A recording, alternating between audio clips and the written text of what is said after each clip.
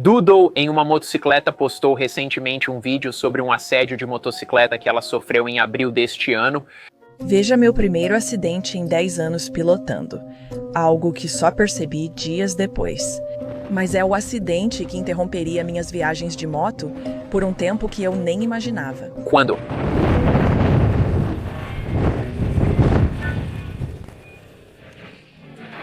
O acidente dela foi causado por uma forte oscilação de morte na dianteira da moto que ela estava pilotando. Depois de assistir ao vídeo, fiquei com uma curiosidade enorme. Que moto é essa que ela está pilotando? E por que isso não está sendo discutido como um componente crítico desse acidente? Então percebi que ela estava pilotando uma Genesis, puxa vida. Primeiramente, expresso meus sentimentos ao Doodle. Ela é muito legal, conheci em um evento no Arizona há cerca de 5 anos. Fico feliz que ela tenha saído bem do acidente, pois parecia grave. Espero que esteja recuperada. Fico feliz que o wobble mortal da moto da Janice não tenha derrubado a Motorcycle, a neta parasocial mais querida do YouTube. Olha, as motos modernas são muito seguras, pelo menos comparadas aos seus ancestrais primitivos. Elas têm chassis e componentes de suspensão ajustados que, de muitas maneiras, praticamente extinguiram o wobble mortal, exceto em casos extremos ou falhas mecânicas. Doodle não é famoso por empinar moto acima de 100 km por hora na rodovia, arriscando desalinhar a roda ao aterrissar. Citar um wobble de velocidade que causa acidentes que, pela minha experiência, é uma das causas mais comuns de wobble severo em motos modernas. O acidente citado pelos investigadores no vídeo foi resultado de uma combinação de circunstâncias.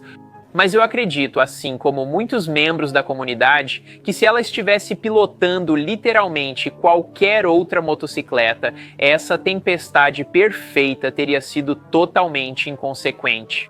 Doodle é um piloto experiente. Ela criou conteúdo que abrange tudo, desde aventuras pelo país até cursos de treinamento especializados. E com base na experiência dela e no grau de responsabilidade e segurança com que ela encara o esporte, isso não deveria ter acontecido. Acho que o acidente da Doodle mostrou pra gente que as motocicletas da Genesis não são apenas uma novidade cara para senhores que colecionam trenzinhos. Podem ser realmente inseguras. Vamos analisar isso. Se eu acreditar que o design antigo da Janice, os componentes baratos e o foco na estética, em vez da funcionalidade, causaram o acidente de wobble da Doodle, primeiro precisamos dar uma olhada rápida na ciência por trás da oscilação de direção em alta velocidade, como os cientistas poderiam chamar. O Death Wobble é uma oscilação rápida, de um lado para o outro, da parte dianteira da motocicleta, principalmente do guidão e da roda dianteira, que acontece em altas velocidades. A ciência me diz que a velocidade da oscilação se torna mortal entre 4 e 10 Hz. Agora, eu não falo a língua dos nerds, mas acho que todos nós conseguimos imaginar a velocidade em que uma oscilação normal se transforma em um Death Wobble. Essas oscilações vêm do que é chamado de fenômeno de ressonância. Motos são estranhas, elas são especiais e incríveis, mas também são definitivamente estranhas em termos da física que as governa. Muitas forças atuam em uma moto constantemente. A força da gravidade puxando elas para baixo, as forças giroscópicas de rotação que vêm das duas rodas e do virabrequim do motor. O peso não suspenso, suspensão, taxas de amortecimento das molas, ângulo de inclinação da direção e outros elementos atuam juntos para manter a motocicleta estável e sob controle. Mesmo com diferentes condições de estrada, ângulos variados, buracos ou subidas e descidas íngremes. E quando esse equilíbrio é interrompido, pode ocorrer uma oscilação. O conjunto de direção da moto funciona como um sistema subamortecido quando é perturbado por um buraco, desalinhamento ou aceleração repentina. Falta amortecimento para absorver a energia e o sistema começa a oscilar. Isso pode acontecer frequentemente como um ciclo de feedback, onde as oscilações continuam e aumentam de intensidade quanto mais tempo duram, até que o piloto acaba perdendo totalmente o controle e acaba caindo. Dunlop realizou uma investigação prática notável nos anos 1970, analisando a causa das oscilações fatais e testando o fenômeno em corridas controladas. O objetivo deles era dividir o problema em partes mensuráveis, incluindo o que causa a oscilação, qual parte da moto responde e quais soluções realmente reduzem a oscilação. eles concluíram que fatores como pneus, tamanho, perfil, padrão, libras por polegada quadrada, rigidez do garfo, distribuição de peso, geometria do quadro e componentes desgastados ou soltos causam oscilações de velocidade. Agora lembre-se, isso foi há 50 anos e desde então a ciência foi ainda mais estudada. As motocicletas começaram a ser projetadas de forma mais intencional, com atenção especial aos detalhes da suspensão e geometria do quadro. Como resultado, elas agora são mais estáveis e previsíveis do que nunca. Mas esse não deve ser o caso para a Janice. Os investigadores de acidentes identificaram uma tempestade perfeita de fatores contribuintes, mas nenhuma dessas circunstâncias deveria causar uma oscilação tão catastrófica em uma bicicleta moderna. Engenheiros de motocicletas vêm trabalhando nisso há décadas e praticamente eliminaram esses problemas do pool genético. A explicação dos investigadores de acidentes sobre a oscilação mortal de Doodle é a seguinte. Uma delas foi a redução da carga no pneu dianteiro em um momento crítico, enquanto estava na velocidade máxima, que era de 60 milhas por hora. Para sua informação, acelerando levemente, não entendo como pode acelerar se já está na velocidade máxima, deslocando o peso para trás e aliviando o contato do pneu dianteiro com o solo. Então, a primeira causa da oscilação foi acelerar a 60 milhas por hora. Se uma motocicleta não atinge 60 milhas por hora sem grandes consequências, não é segura para vias públicas. A segunda causa foi declarada como sendo um piloto mais leve que a média em uma moto mais leve que a média. A Halcyon 250 moto pilotada por Doodle pesa 263 libras e teve um Death Wobble a 60 mph. A Husqvarna FE 501, uma motocicleta que eu já possuí antes, tem um peso seco de 244 libras e pode chegar a 100 milhas por hora. Eu já fiz isso, cara, eu até mesmo. A Ducati Moto Grande Prêmio pesa só 346 libras e passa de 200 milhas por hora. Meu ponto é que não é o fato da moto ser leve.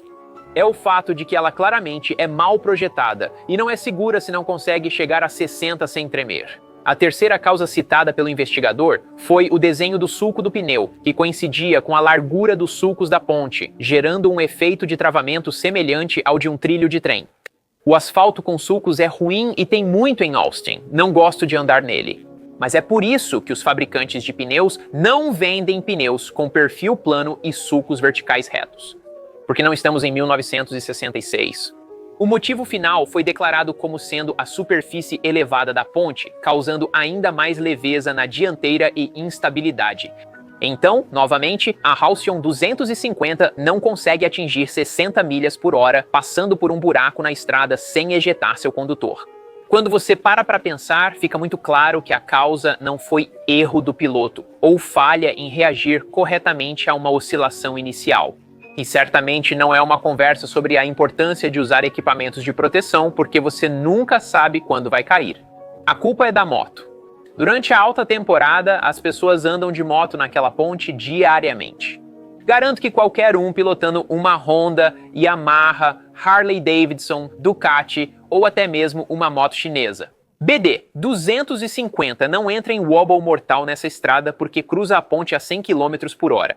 Oscilações ocorrem devido à suspensão e geometria ruins, má distribuição de peso ou componentes defeituosos ou desalinhados, problemas presentes na Halcyon 250. Lembre-se, Doodle não estava pilotando o projeto de café racer velho de alguma pessoa aleatória com geometria modificada com as mesas prensadas nos tubos da suspensão que estão todos vazando. Essa era uma Janus de fábrica em sua forma original e, pelo que pude perceber, era novinha em folha. Mesmo assim, essa moto é tão instável, imprevisível e quase esquecida quanto uma velha Universal Japanese Motorcycle dos anos 70. Sinceramente, talvez seja até pior. A Halcyon 250 não tem suspensão traseira. Na dianteira, ela usa um garfo dianteiro do tipo Leading Link antigo, que basicamente são 2 amortecedores traseiros e um braço oscilante em formato de U no lugar de um garfo telescópico normal. Procurei a equipe da Janus para tirar dúvidas sobre seus componentes. Apesar de dizerem que usam garfos Leading Link, também afirmaram que são chamados de garfos Earl, que, embora semelhantes, não são iguais. O garfo Earl tem seu ponto de pivô totalmente atrás da roda e suas molas ficam dentro de um tubo. As diferenças podem ser vistas nessas duas imagens aqui. O garfo Leading Link, especialmente o Whirl, é uma versão antiga da suspensão telelever da BMW. O que é irônico, porque a última vez que um garfo Leading Link foi usado em uma motocicleta de rua foi em uma BMW nos anos 1960, quando conversei com a equipe da Janice. Também fiquei sabendo que o fundador da Janus é quem projetou os quadros. Agora, veja, não vou expor ele, mas digamos que eu descobri. O LinkedIn dele em engenharia mecânica ou design automotivo não está no currículo. Também me disseram que os pneus vendidos na bicicleta são seguros para uso em estrada, mas não me ofereceram muitas outras informações. Olha, uma coisa é projetar e vender bicicletas retrô caras baseando-se apenas na estética em vez da função. Mas eles têm que F? Deixe isso para o maravilhoso mundo da livre iniciativa. Permitir que qualquer pessoa construa e venda motocicletas que não atendem aos padrões modernos de segurança. As pessoas estão registrando essas motos e circulando nas ruas. Isso é loucura. Não há padrões obrigatórios? Testando nada. Esse esporte já é perigoso o suficiente do jeito que é. Permitir que pessoas pilotem uma Janus achando que ela é igual a qualquer moto provavelmente deveria ser ilegal. As motocicletas não eram seguras no início dos anos 1900, elas eram frágeis, instáveis e imprevisíveis, especialmente em altas velocidades. Por que Janice replicaria isso? Pela pureza, responde ela. As motocicletas deles são, segundo eles, para pilotos que buscam uma máquina feita para o tipo de pilotagem que amamos. A maioria. Passeios de alegria em estradas rurais, cortando a cidade, estradas sinuosas e pilotando uma moto no limite sem arriscar a vida e os membros. Rapaz, o vídeo do Doodle nos mostrou duas coisas. Uma, que os limites de um Janus são muito menores do que eles esperavam. Para pilotar em velocidades razoáveis nas vias públicas, você já precisa estar no limite da Halcyon. E em segundo lugar, mostrou pra gente que pilotar uma Janus no limite é muito mais perigoso do que pilotar qualquer outra motocicleta feita na era moderna. Prefiro 1000 vezes uma turbobusa de fundo de quintal do que uma Janice. Em termos de segurança, uma Grom vai chegar no máximo a 88 km por hora. Chega a 100 se você estiver descendo uma boa ladeira, mas ela não trepida nem te joga no chão quando atinge essa velocidade. Vocês devem estar pensando, lá vem o Ian de novo, só criticando e pegando no pé da Janice. Mas tem muita gente na comunidade que está tendo uma reação parecida ao vídeo da Doodle. Quando você passa pela parte do Atgat, aparecem os mansplainers falando sobre tudo o que a Doodle poderia ter feito diferente para evitar o balanço. E os boomers chamando ela pelo primeiro nome, oferecendo seus pensamentos e orações. Você vai ver muita gente que chegou à mesma conclusão que eu. A culpa é da bicicleta. Achei que estava ficando louco ao ver o vídeo e notar que ninguém comentava sobre essa motocicleta. Encontrei pessoas dizendo algumas coisas segundo o Aviação Stuff. Buscando no Google, achei essa citação. Motocicletas da Janice têm como principal destaque a leveza, devido ao quadro de aço Chromoly de grau aeronáutico divulgado pela empresa. Como qualquer engenheiro sabe, resistência não é o mesmo que rigidez. O aço Chromoly é resistente e suporta grandes forças antes de ceder. No entanto, o módulo de elasticidade do Chromoly é igual ao de qualquer outra liga de aço para fins práticos. Resumindo, um quadro de aço comum é pesado e rígido, já o de Chromoly é leve e flexível. Considerando que ambos são projetados para suportar as mesmas forças, a questão é que a flexibilidade do quadro não é uma coisa boa. Uau, é impressionante quando um engenheiro assistindo o YouTube entende mais de materiais e fabricação de quadros do que quem constrói motocicletas do zero. Em Goshen, Indiana, James Hill, 8.498, disse ter visto um vídeo da Janice no começo do verão, onde o piloto reclamou do wobble da moto em alta velocidade. Parece que não é só você com esse problema. Gas Dive respondeu, sou velho o bastante para lembrar quando a maioria das motos tinha esses quadros. Usávamos amortecedores de direção porque eles flexionavam com a roda dianteira. Era assim mesmo. Se você faz cópias fiéis de motos antigas, acaba tendo os mesmos problemas das motos antigas. 1.234.567, disse Marx. Embora os comentários dos investigadores do acidente façam muito sentido, eu também questionaria a estabilidade inerente daquela motocicleta. Eu sugeriria que um dos principais fatores no seu design foi a estética. Duvido que muita ciência tenha sido usada em rake, direção e ângulos de cabeça. E por fim, Tom Abb disse claramente: não volte para aquela bicicleta. As desculpas que você deu para o Death Wobble fazem pouco ou nenhum sentido. Tem algo errado com essa máquina. Nós até vimos alguns donos de Genesis inalando o melhor copium que Indiana tem a oferecer. Tio Voodoo no YouTube lançou um vídeo discutindo o acidente de Janus do Doodle. E a menos que eu não seja fluente no dialeto dos boomers do meio oeste, parecia mesmo que ele estava dizendo que teve muito a ver com o erro do piloto e que Doodle não sabia pilotar. Uma máquina assim com suas peculiaridades. Ele menciona a velocidade dela, insinuando que 60 em uma via de 55 é rápido demais. Você só pode estar brincando comigo. Ela também era agressiva demais com a embreagem em uma moto que tem 10 cavalos de potência e ela era, claro, pequena e leve demais para equilibrar a distribuição de peso da máquina. Veja, se existem tantas condições a serem cumpridas, para pilotar uma Janus sem morrer, por que diabos elas custam tanto dinheiro assim? Além disso, ela estava em um passeio com o dono da Janus quando eles caíram. Se existe uma maneira especial de pilotar uma Janus com segurança, você pensaria que o dono da empresa teria avisado antes. Todos estamos felizes que Doodle está bem. Você realmente nunca quer ver outro piloto cair assim, especialmente de uma forma tão boba e sem sentido. Nenhuma outra moto teria esse problema. Você não só tem que suportar lesão e reabilitação, mas para um criador de conteúdo de motocicleta, isso também pode significar uma perda de renda.